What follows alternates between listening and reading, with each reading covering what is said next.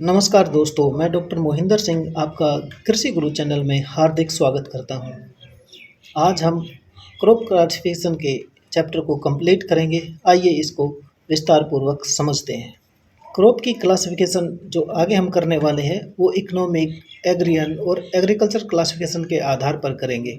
इसमें हम क्रॉप को क्लासीफाई करते हैं उसकी इकोनॉमिक और कमर्शियल इम्पोर्टेंस के आधार पे। इसमें क्रॉप का हम क्या करते हैं, क्रॉप का फूड के आधार पे उसका वर्गीकरण करते हैं या उसकी वाटर की रिक्वायरमेंट के आधार पे वर्गीकरण करते हैं या सोयल की पीएच के आधार पर वर्गीकरण करते हैं।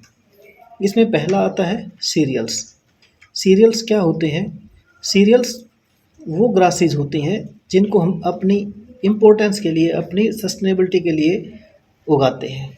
और ये सीरियल्स किस चीज़ से मिलकर बनते हैं, किससे कंपोज होते हैं? एंडोस्पर्म से, जर्म से और ब्रांच से।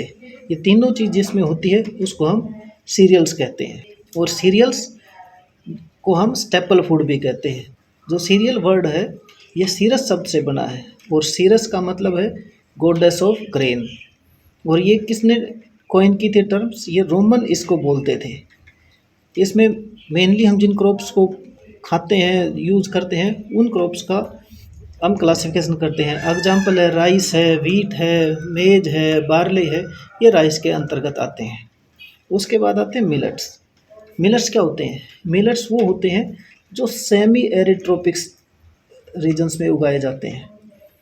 और ये सेमी एरिड रीजन कहाँ ज़्यादा है? एशिया में और अफ्रीका में।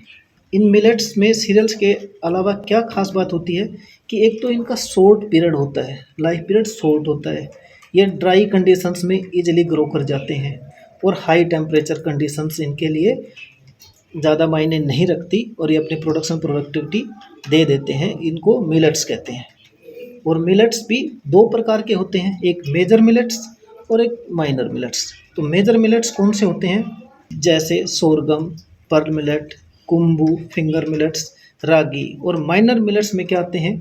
माइनर मिलेट्स में आते हैं फॉक्सटेल मिलेट, लिटल मिलेट, कोडो मिलेट, ये इसके उदाहरण हैं।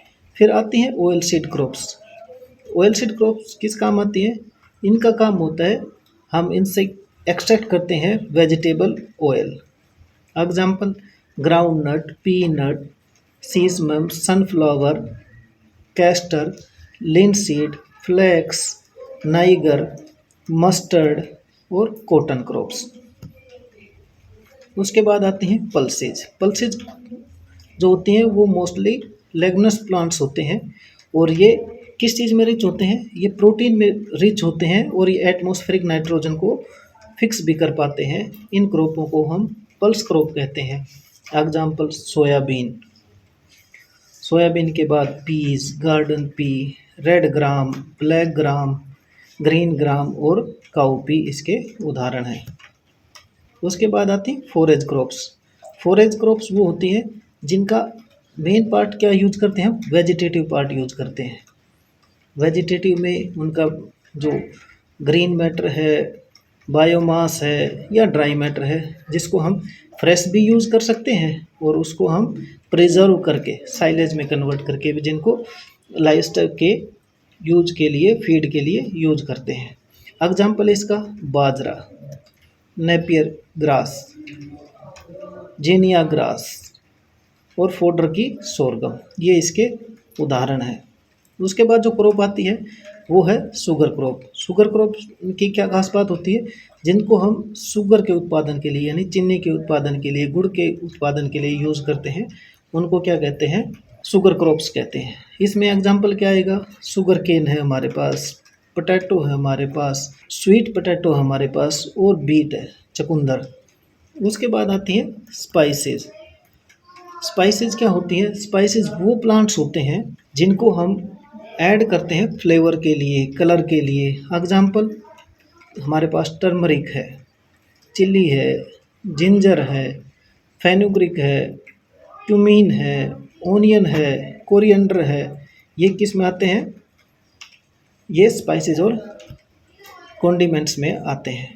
उसके बाद आते हैं मेडिसिनल या ड्रग के पर्पज़ के लिए जिन प्लांटों को हम ग्रो करते हैं या क्लासीफाई करते हैं। वो क्या होते हैं?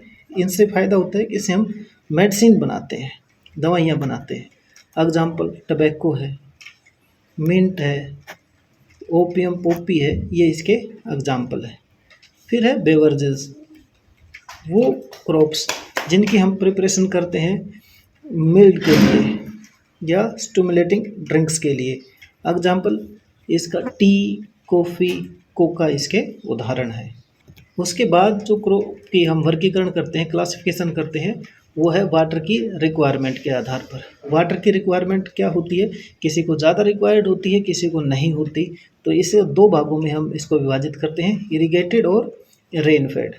इरिगेटेड में क्या होता है, इरिगेटेड क्रॉप्स में हमें एश्योर्ड सप्लाई की ज़रूरत रहती है वाटर की, उसके क्रॉप के लाइफ के कुछ पार्ट में या एंटायर पार्ट में।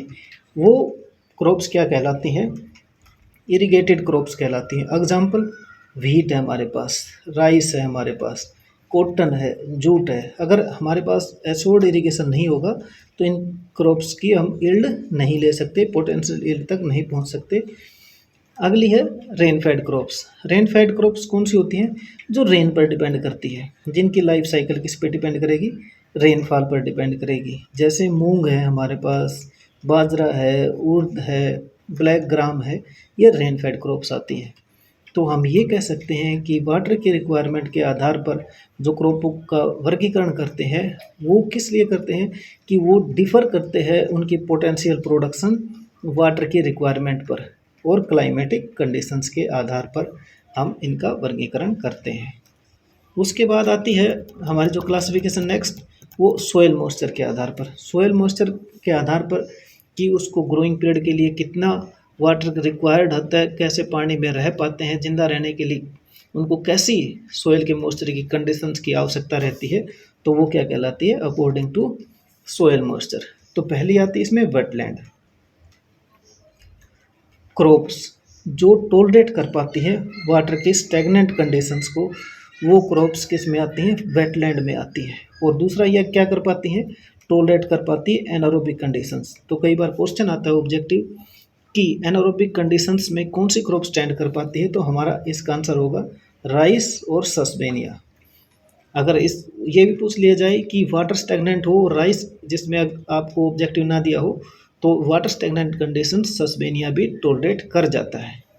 दूसरा है ड्राई लैंड, क्या ड्राई लैंड्स पे उगाई जाने वाली फसलें, ये होती हैं जो क्रॉप्स वेरिड मॉइस्चर की कंडीशंस पे उगाई जाती हैं, उनको ड्राई लैंड्स में गिना जाता है। ये रेजिडुअल मॉइस्चर पर ग्रो कर जाती है, ये टॉलरेट कर पाती है किसको, ड्रोट को, वाटर की स्ट्रेस को। लाइफ के किसी भी पार्ट में उनके पास वाटर की स्ट्रेस हो, लेकिन वो अल्टीमेटली ग्रेन टू ग्रेन की या सीड टू सीड की साइकिल को पूरा कर पाते हैं। इसका एग्जाम्पल क्या है, हमने खूब देखे हैं, जो सोरगम और बाजरा, ये मेन क्रॉप हैं जो ड्राई लैंड कंडीशंस में आराम से हो जाती हैं। उसके बाद आती है classification according to soil pH. Soil pH हमने देखा है, सोयल पीएच को हम 7 को न्यूट्रल मानते हैं, उससे ज़्यादा बेसिक सोइल्स होती हैं, उससे पहले एसिडिक सोइल होती हैं। तो जो एल्कलाइन में या सैलाइन कंडीशंस में हम क्रॉप को उगाते हैं, उनको हम एसिडिक में नहीं उगा सकते। जो एसिडिक में होती है उनको हम सैलाइन कंडीशंस में अच्छा परफॉर्म नहीं कर पाती। तो इसलिए हमें पीएच के आधार पर भी सोइल की क्रॉप्स की क्लासिफिकेशन करनी पड़ती है। एसिडिक सोइल्स कौन सी होती हैं, जो लो पीएच को, यानी 7 से नीचे की पीएच पर 6, 5, 4, 3 तक जो ग्रो होती हैं, वो कौन सी कहलाती हैं, एसिडिक सोइल कहती हैं। और उन सोइल पे जो क्रॉप होती है वो एसिडिक क्रॉप ग्रो करती हैं। वेट राइस होता है, यानी ट्रांसप्लांटेड राइस है, पोटैटो है, ये एसिडिक सोइल्स में होते हैं। दूसरा है सैलाइन क्रॉप्स, वो होती हैं जो हाई पीएच को, यानी 7 से ज़्यादा जो पीएच होती है उसके ऊपर ग्रो करती हैं। जैसे व्हीट है हमारे पास, सोरगम है, बाजरा है, बीन्स हैं, बार्ले है, ये क्रॉप्स क्या होती हैं, सैलाइन एरिया में ग्रो कर जाती है आसानी से। ऐसी क्रॉप्स को हम सैलाइन क्रॉप्स कहते हैं। फिर है मार्श और वेटलैंड क्रॉप्स, जो क्रॉप वाटर लॉगिंग की कंडीशंस को भी सहन कर जाती हैं, टॉलरेट कर जाती हैं वाटर लॉगिंग कंडीशंस को, वो मार्श या वेटलैंड क्रॉप्स कहलाती हैं। इसमें एग्जाम्पल होगा ट्रांसप्लांटेड राइस, ढैंचा, पैराग्रास और नेपियर ग्रास। ये वो क्रॉप्स हैं जो अगर वाटर स्टेगनेंट भी रह जाता है तो वो मरती नहीं है, जबकि और क्रॉप्स ज़्यादा पानी ज़्यादा देर तक खड़ा रह जाता है तो एनारोबिक कंडीशंस सहन नहीं कर पाती और उनकी डेथ हो जाती है, वो पौधे मर जाते हैं। उसके बाद आती है अकॉर्डिंग टू टिलेज रिक्वायरमेंट। अब हर क्रॉप की हमने पहले भी पढ़ा था कि टिलेज की रिक्वायरमेंट अलग होती है, कोई प्राइमरी एक बार, कोई 2 बार, कोई 3 बार में उनकी प्लोइंग करनी पड़ती है। तो क्रॉप्स को हम टिलेज के आधार पे भी बांटते हैं, वर्गीकरण करते हैं। तो पहली है एरेबल क्रॉप्स। एरेबल्स क्रॉप्स में क्या होगी, जिसमें कंपलसरी है रिक्वायरमेंट किसकी, प्रेपरेटरी टिलेज की, यानी प्राइमरी टिलेज की, शुरुआती टिलेज की, जिसमें डीप टिलेज होते हैं, जिसमें हैवी मशीनरी यूज होती है, उनकी ज़रूरत होती है। वो क्रॉप्स क्या होती हैं, एरेबल क्रॉप्स होती हैं। जैसे पोटैटो है, जैसे टबैको है, जैसे राइस है, जैसे मेज है। इन क्रॉप्स को बिना प्रेपरेटरी टिलेज के नहीं उगाया जा सकता। अब राइस का एग्जांपल थोड़ा सा चेंज है आज के नए कॉन्सेप्ट में, जिसमें कंजर्वेशन एग्रीकल्चर आता है, तो डीएसआर आती है, जिसमें प्राइमरी टिलेज को हम पूरी तरह नकार देते हैं और उसमें सीधा सीड को हम सोइंग करते हैं सीड कम फर्टिलाइज़र ड्रिल से। तो उसमें जो मैकेनिकल इम्पीडेंस होता है वो ख़त्म करने के लिए ऐसा होता है। अब मैकेनिकल इम्पीडेंस आपने मैं कई बार यूज कर चुका हूँ। ये क्या होती है, मशीनों के टायरों से या मशीनों के वजन से जो नीचे की ज़मीन की सतह कठोर हो जाती है वो क्या कहलाती है, मैकेनिकल इम्पीडेंस कहलाती है। और इसको कम करने के लिए conservation tillage, minimum tillage, zero tillage जैसे नई पद्धतियों का उद्बोधन हुआ है, नई पद्धतियाँ काम में आने लगी हैं।